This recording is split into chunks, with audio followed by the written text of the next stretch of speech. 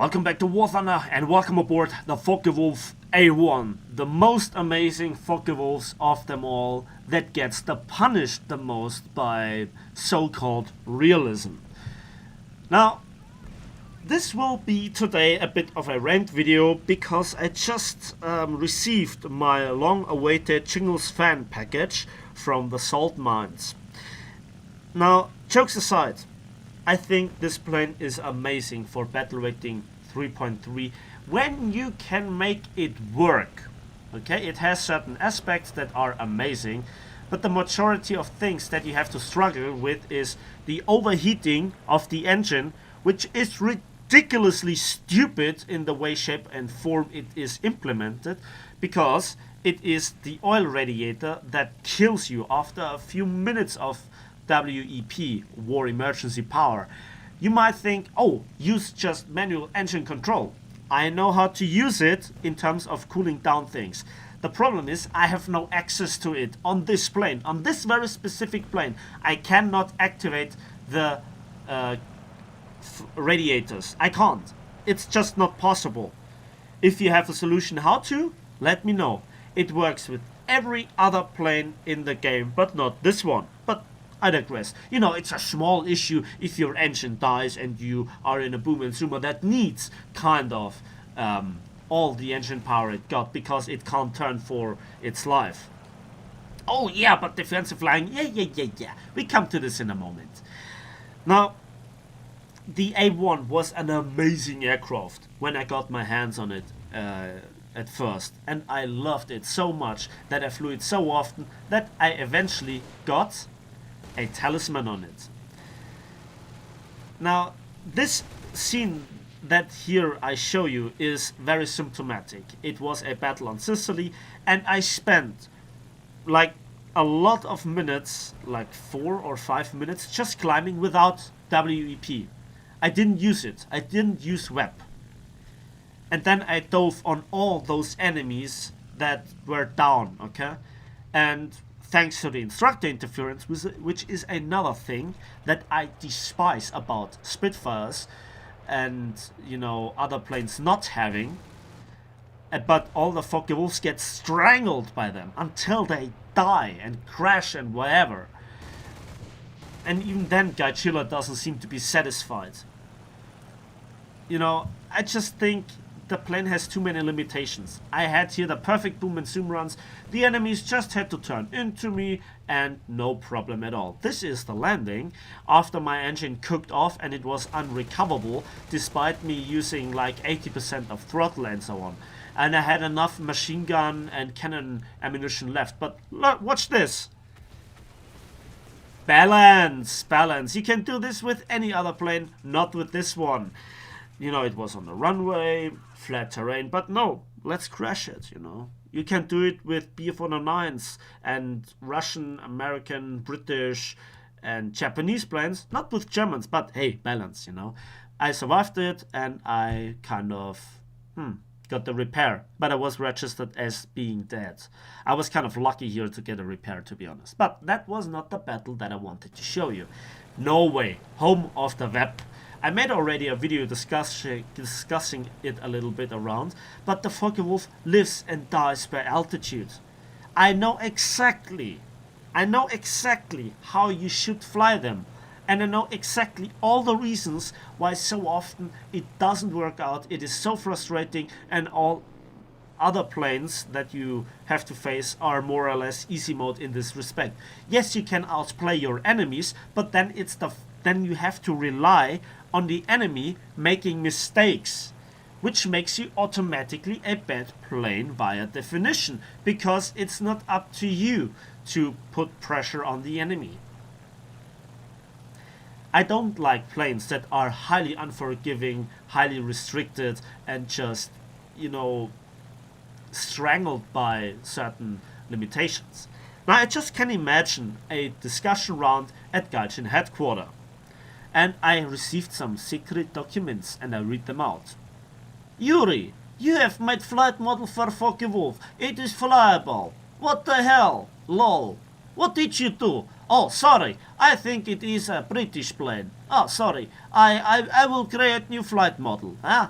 And as an intermediate solution, I can put like instructor issues on plane. Is that okay?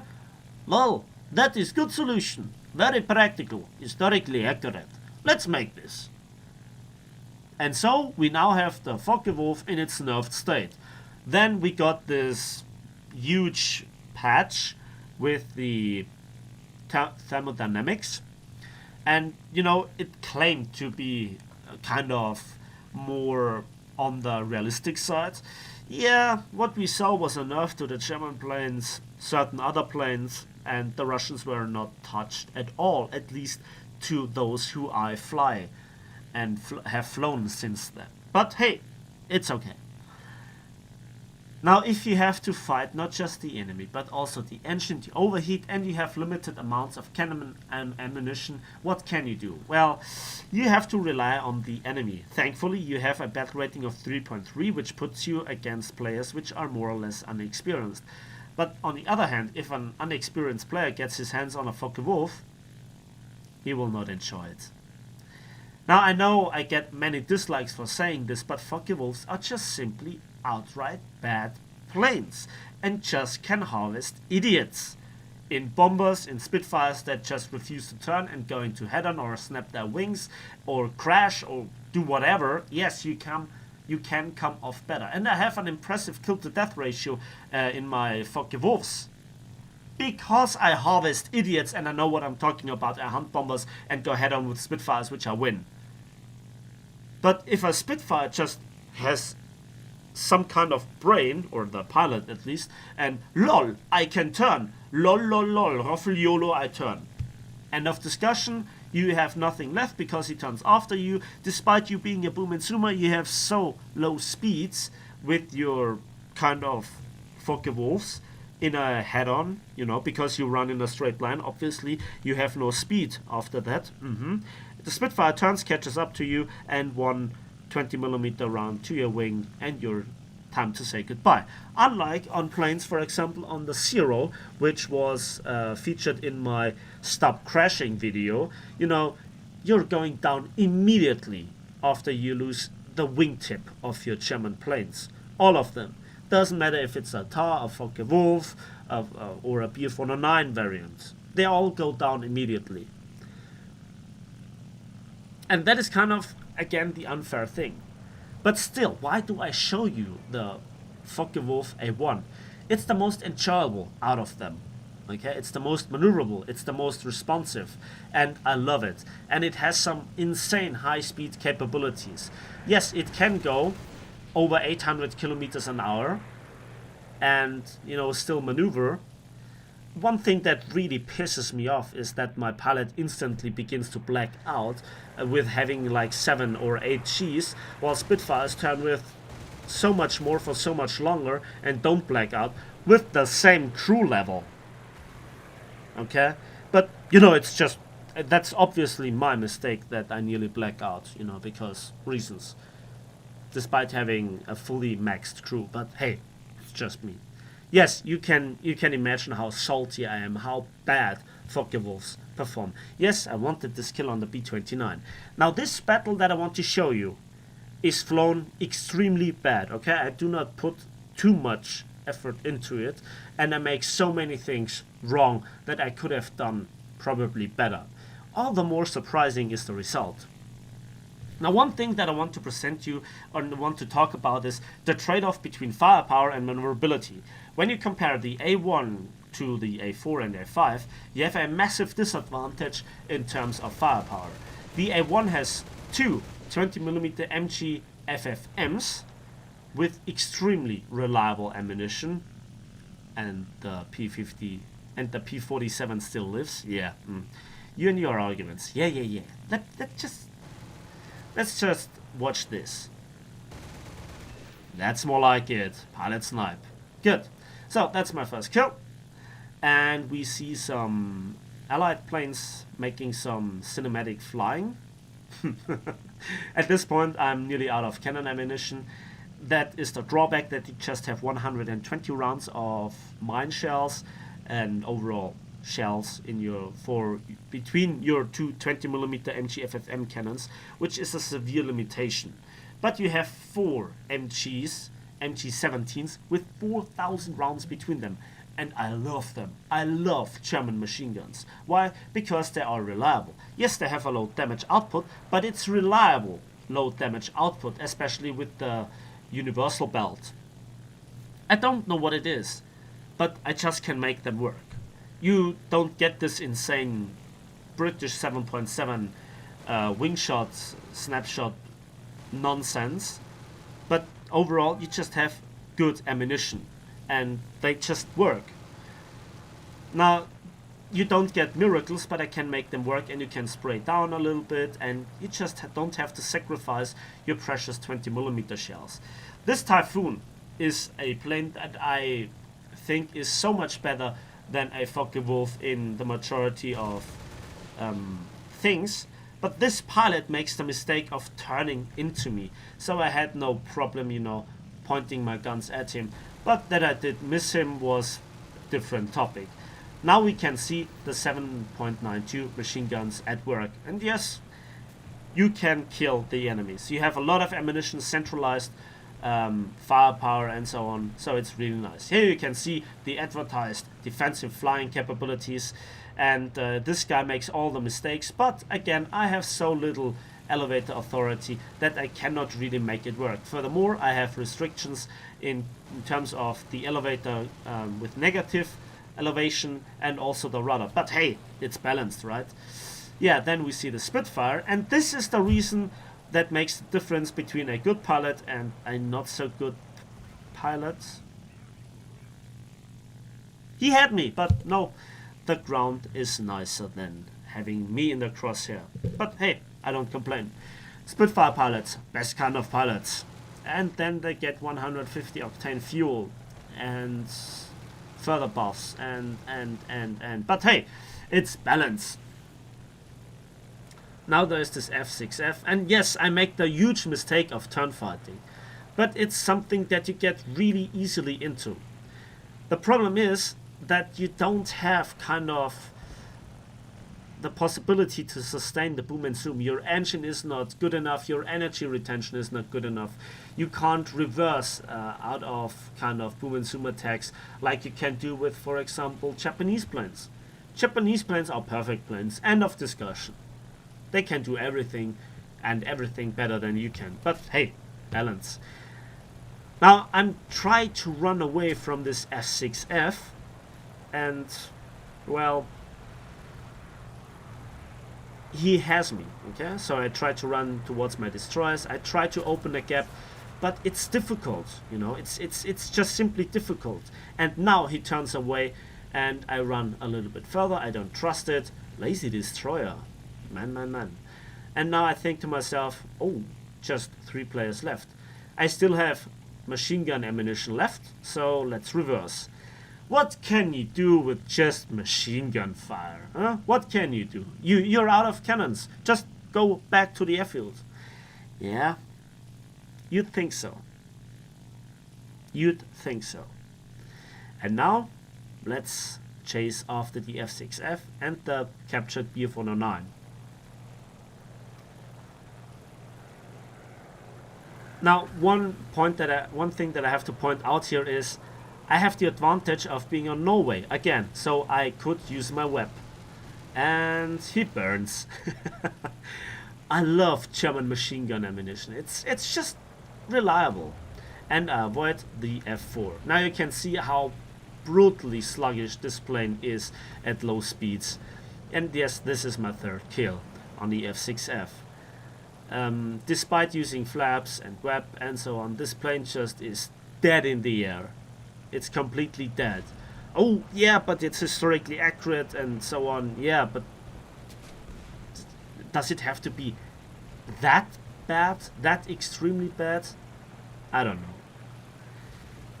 Now, why do I still love this plane? And yes, it has a very special place in my heart. Well, when it works, and when you get into these situations like I showed in a video in the beginning of the year, it's just fantastic, it's just fantastic. Now here I try to use the island as cover, but still I received some lovely hits there, but thankfully it was just a machine gun fire, and I pull up. Normally what you should do is try to run and disengage. The problem with Focke-Wulfs, they get catched and then have nothing left in the first place. So I get rammed here a little bit, but we both fly on. And yeah, I actually have critical damage here, but you know, you don't really feel it because the flight model is that bad in the first place at low speeds. Another head-on. The problem with Focke-Wulfs is very often that you put all the effort into the plane, you tried your best, and then the small limitations just denies you the clear shot at the target. Now here he bailed out and giving me my 4th kill. There's just one enemy remaining, and sadly the enemy have captured the airfield A. So yeah, just one enemy left, and now we see the oil overheat. The engine is not damaged, but it doesn't matter. So I try to go back to the airfield, and of course you can hear the music in the background. That means not much will happen anymore, and that has to do with the last enemy is about to crash. There it is. Now if this guy, you know, just bailed out or something, I don't know, I don't care, but thanks to you that the battle did not have to continue for that much longer.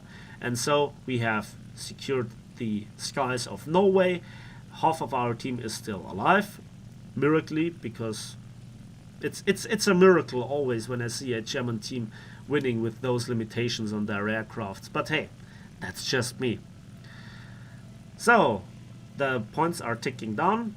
I'm just admiring all the impact holes of the machine guns on my plane. In this respect, the plane is good, but we will see how this results in the income. So let's have a quick look at the post-battle results after I just skipped those more or less useless backups. For my 4 kills and the 1 assist, I got over 76,000 silver lines and over nearly 9,000 research points on a tier 3 tech tree plane without boosters applied, but with having premium account and a talisman on it, giving me also first place with 3,512 score points. So that's the Focke-Wulf A-1 for you.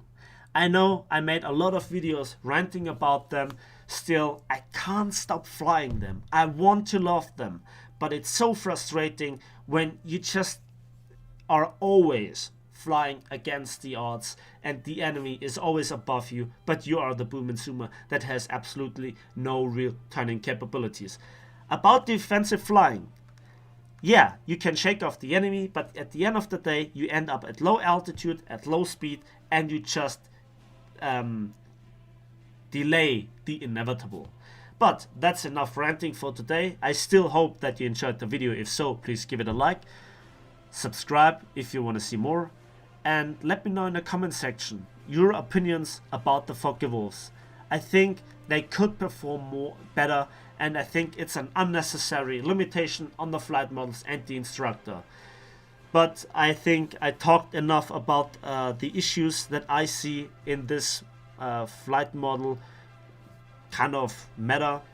And at the end of the day, it doesn't matter, you just have to deal with it. So that's it for me today, and we'll see each other in the skies of War Thunder.